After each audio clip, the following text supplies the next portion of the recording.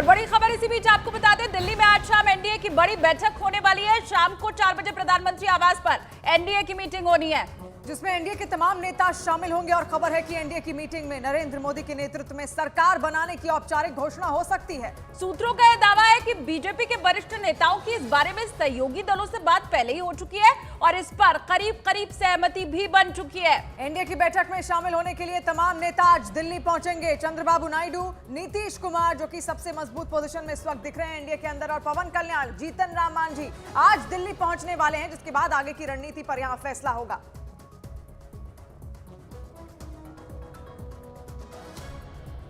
तो लोकसभा चुनाव में एनडीए की जीत के बाद बीजेपी मुख्यालय में पीएम मोदी का भव्य स्वागत किया गया। प्रधानमंत्री नरेंद्र मोदी ने एनडीए की तीसरी बार जीत पर देश के लोगों का आभार जताया। उन्होंने बीजेपी हेडक्वार्टर में अपने संबोधन की शुरुआत जय जगन्नाथ के उद्घोष के साथ की। कल की तस्वीर हम आपको दिखा रहे हैं जब बीजेपी हेडक्वार्टर पहुंचते हैं प्रधानमंत्री नरेंद्र मोदी। उत्साह कुछ देर बाद यहां पर शुरू हुआ, लेकिन जैसे ही प्रधानमंत्री वहां पर पहुंचते हैं वो कार्यकर्ताओं का मनोबल बढ़ाते हुए, उनका अभिवादन स्वीकार करते हुए और उनको धन्यवाद देते हुए, उनकी ये तस्वीर आप देख रहे हैं। एनडीए को 292 सीटें मिली हैं, लेकिन जब सीएम रहे प्रधानमंत्री मोदी और उसके बाद जब वो प्रधानमंत्री भी बनते हैं तो बहुमत का आंकड़ा अकेले इस बार बीजेपी पार नहीं कर पाई है। तो ऐसे में अब एनडीए में तालमेल बिठाकर उनको आगे बढ़ना होगा। एनडीए की जीत के बाद पीएम मोदी ने करप्शन के खिलाफ नई लड़ाई का ऐलान किया। ये कहा कि देश नए फैसलों का नया अध्याय लिखेगा, ये मोदी की गारंटी है। देश बड़े फैसलों का एक नया अध्याय लिखेगा, ये मोदी की गारंटी है। एनडीए सरकार की प्रतिबद्धता हमेशा ही समाज के हर क्षेत्र और हर वर्ग के विकास की रही है। बीते 10 वर्षों में हमने 25 करोड़ लोगों को गरीबी से बाहर निकाला है और इसमें एक बड़ी संख्या एसटी, एसटी, ओबीसी की है। हम तब तक नहीं रुकेंगे जब तक गरीबी देश के अतीत का हिस्सा न हो जाए। और पीएम मोदी ने साफ साफ कहा कि तीसरे टर्म में भ्रष्टाचार को जड़ से खत्म कर देंगे। 21वीं सदी के भारत को आगे बढ़ना है तो उसे करप्शन पर भी लगातार तेज प्रहार करना ही होगा। डिजिटल इंडिया और टेक्नोलॉजी ने करप्शन के अनेक रास्ते बंद किए हैं, लेकिन यह भी सच है कि करप्शन के खिलाफ लड़ाई दिनों दिन कठिन हो रही है। राजनीतिक स्वार्थ के लिए जब करप्शन का महिमा मंडन शुरू हो जाए और इसमें निर्लज्जता की सारी हदें पार हो जाए, तब करप्शन को बहुत ताकत मिल जाती है। इसलिए तीसरे कार्यकाल में एनडीए सरकार का बहुत ज्यादा जोर हर तरह के करप्शन को जड़ से उखाड़ फेंकने का होगा। और पीएम मोदी ने यह भी कहा कि विकसित भारत बनाने के लिए हमें बड़े फैसले लेने हैं और राष्ट्र नीति के लिए सबको एकजुट होने का वक्त है।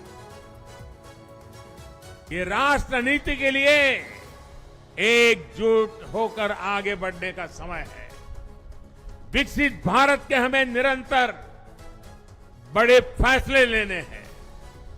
भारत के उज्जवल भविष्य के लिए उत्तम फैसले भी लेने हैं। 6 दशक के बाद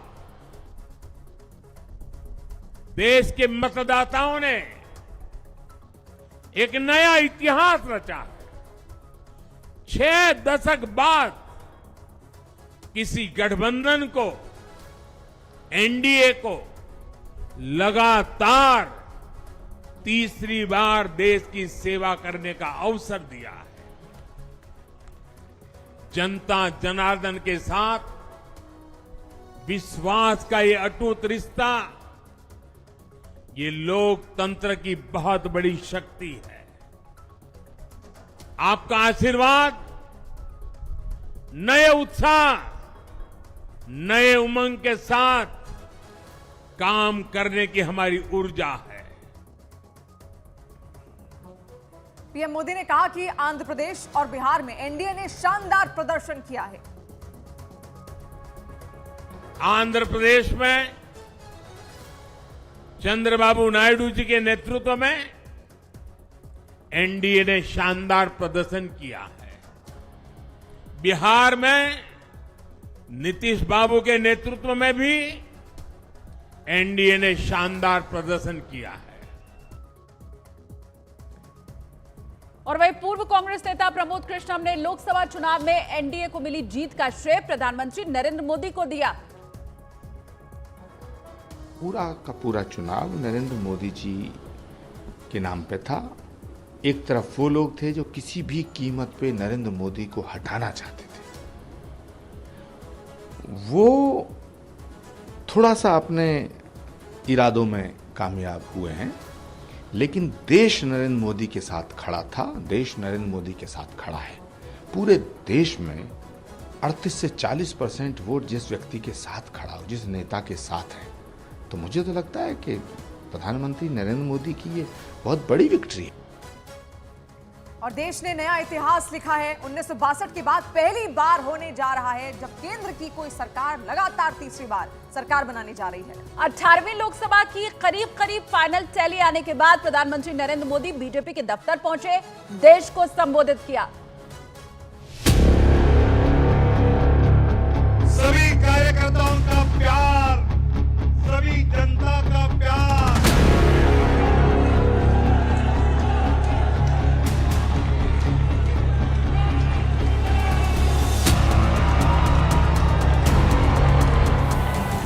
भारत माता की जय जगन्नाथ।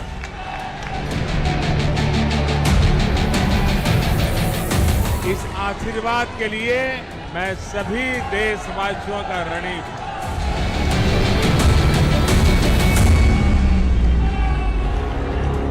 जीत छोटी या बड़ी नहीं होती। 2014 में जिस ऊंचे मुकाम पर खड़े